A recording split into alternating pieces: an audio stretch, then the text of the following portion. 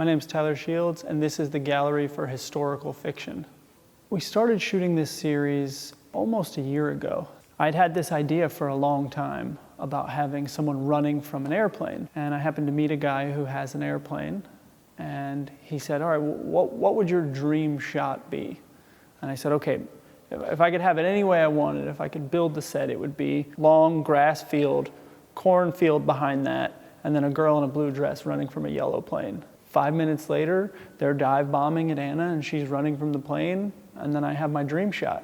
It was exactly what I wanted. I'd been thinking about that photo for, I don't know, probably 5-6 years at least, and just happened to come together perfectly. And that was the one that started the whole series.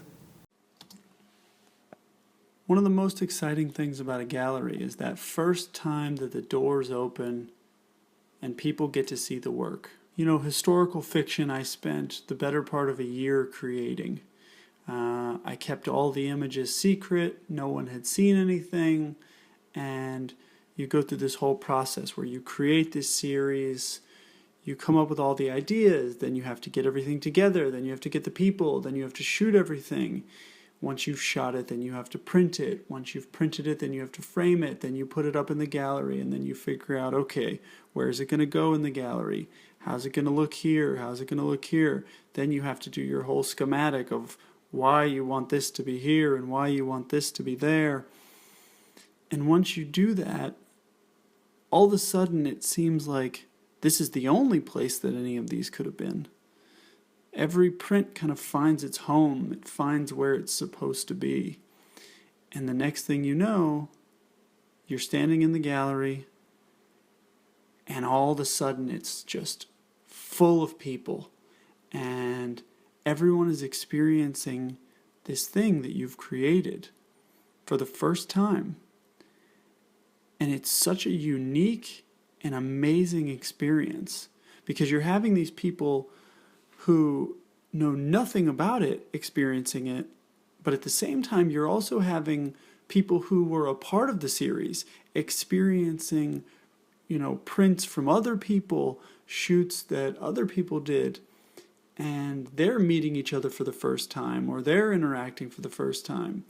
And it just becomes this really incredible form of interaction.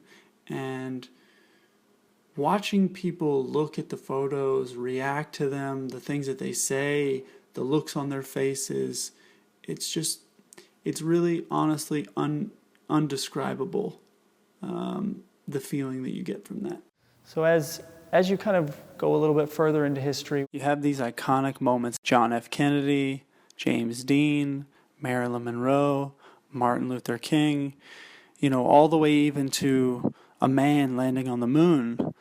The idea was to take some of these iconic moments that shaped history and not recreate the actual moments, but recreate some of the reactions to those moments.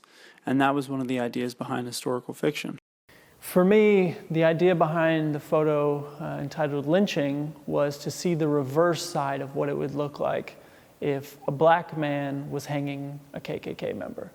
You know, when you look at the photograph, you see the rope going from his hands up over the top and all the way down to the noose. And he is physically holding the person up. And it's a real person. It's not a dummy in there. It's a real guy.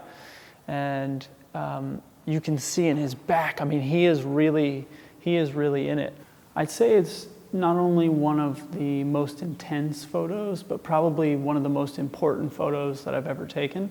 It's elicited a really interesting but really powerful response from people. Some people absolutely love it, and their response is, this needs to be seen by everyone.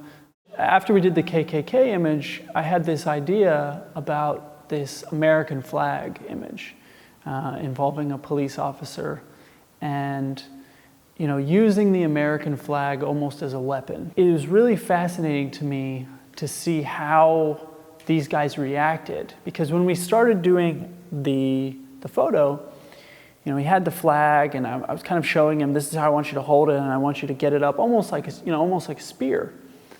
And as the shoot progressed, I noticed that they just started to get more into it and more into it. And they started pushing themselves. And the beautiful thing is, once they felt comfortable, that's when the real aggression started to come out. It was crazy to experience.